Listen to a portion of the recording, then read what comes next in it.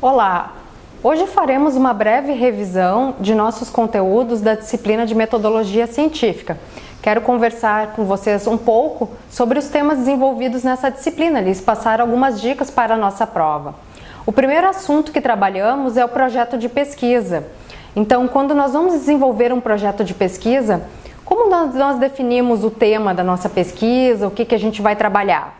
Nós começamos definindo o tema ou o tópico da pesquisa por uma série de fatores. O próprio interesse pessoal, a experiência de vocês, porque já trabalha com aquele assunto, quer se aprofundar naquela área, ou porque identificou uma lacuna no conhecimento, ou uma demanda de determinada empresa. Então tem uma série de fatores que fazem com que a gente defina o nosso tópico de pesquisa, que é o assunto que a gente vai trabalhar. Algumas pessoas dizem que um bom tópico de pesquisa, um bom tema da pesquisa deve resultar num título de até 12 palavras.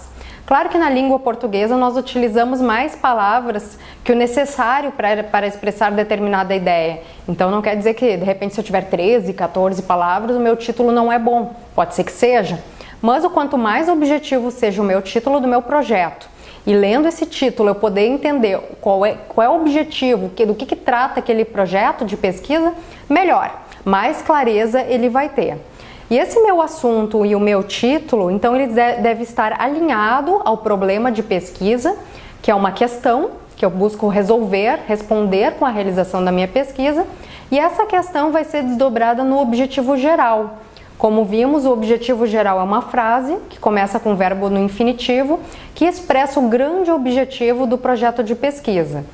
E esse objetivo geral ele é desdobrado em objetivos específicos, que também são frases que começam com verbos no infinitivo e que, resolvendo todas essas questões, alcançando esses objetivos parciais específicos, nós vamos atingir o objetivo geral do nosso projeto. Então, o normal é que a gente tenha 3, 4, 5 objetivos específicos, não muito mais do que isso, porque senão a pesquisa fica excessivamente grande e a gente não consegue desenvolver no curto espaço de tempo em que geralmente se tem. Outra questão muito importante que aparece numa introdução de um projeto ou de um relatório de pesquisa, a contextualização do problema, antes de se apresentar essa pergunta, que é o problema e os objetivos, e também hipóteses, se houver, e uma justificativa para a realização daquela pesquisa, daquele estudo. Nessa justificativa nós podemos colocar a importância do tema, por que ele é relevante, por que aquela pesquisa é importante, a quem que ela vai atender, que problema que ela pretende resolver, qual é a contribuição que ela traz para o conhecimento científico, para a empresa e para a sua formação também. Então, a nossa pesquisa ela tem que ter um alinhamento, as coisas têm que se combinar para que eu tenha então um bom projeto de pesquisa. Outra questão que nós tratamos foi a questão das normas técnicas de formatação e de referências. Aqui, gente, não tem muito mistério, a gente tem que pegar um manual de normas técnicas, e eu passei para vocês um manual que eu utilizo, que eu acho que está muito bom, que foi baseado, então, criado a partir das normas da ABNT de formatação e de referências e também de citações, utilizar o manual na íntegra quando a gente vai montar o nosso trabalho acadêmico, o nosso projeto de pesquisa, seja lá o que for. Claro que tem algumas questões que nos chamam a atenção nesse manual.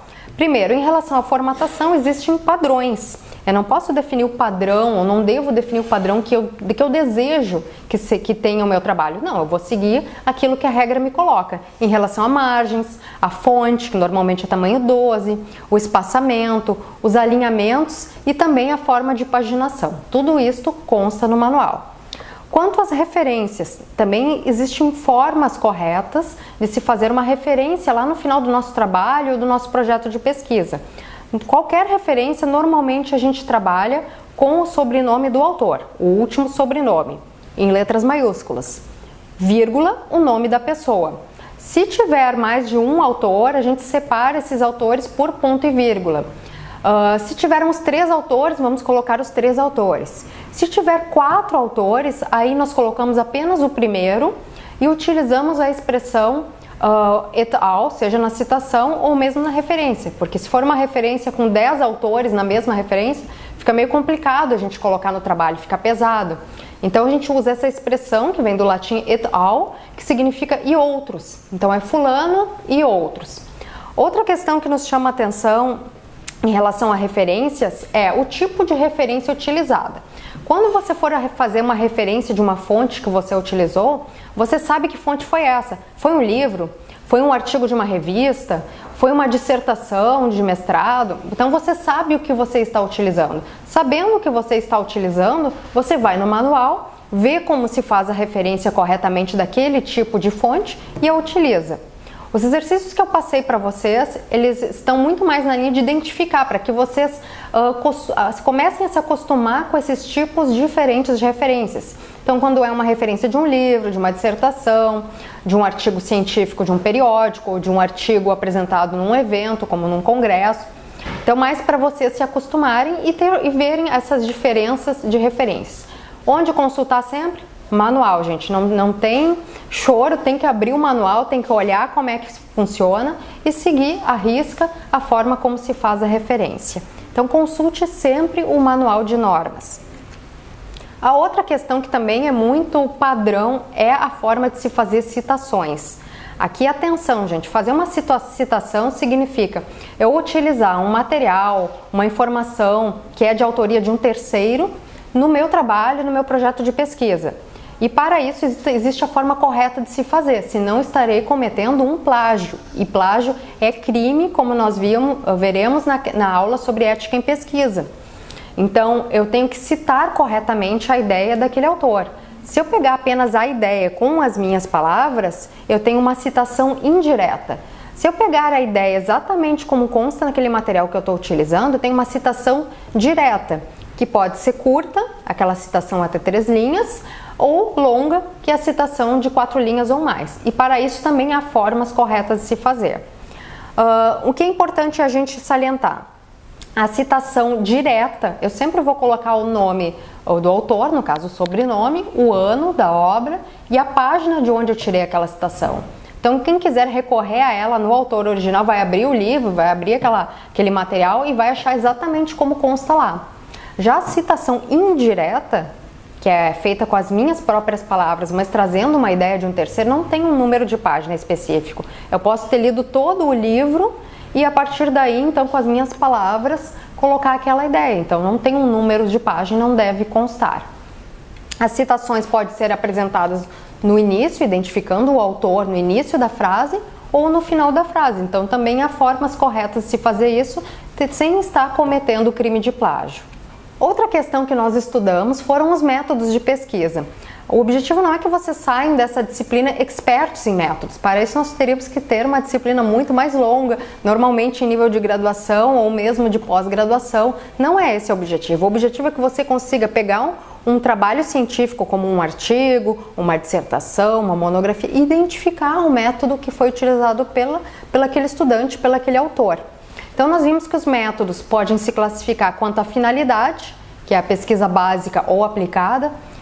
Geralmente na área da administração nós trabalhamos com pesquisa aplicada. Outra classificação é quanto aos objetivos. A pesquisa pode ser exploratória, descritiva, explicativa ou correlacional. Quanto à abordagem do problema, que são as pesquisas qualitativas, quantitativas ou ambas, quali e quantitativas. E também quanto aos procedimentos. Então eu citei para vocês os mais corriqueiros na área. A pesquisa survey, o estudo de caso, a pesquisa participante, pesquisa ação, experimento e etnografia. Outro assunto trabalhado, também em relação à metodologia científica, foi a população e a amostra. Então você, estudante, deve saber o que é uma população e uma amostra. Então a população é o nosso universo que vai ser pesquisado. E a amostra é uma parte desse universo, é uma parte que é representativa do mesmo. Então também existem formas corretas de se fazer a amostragem.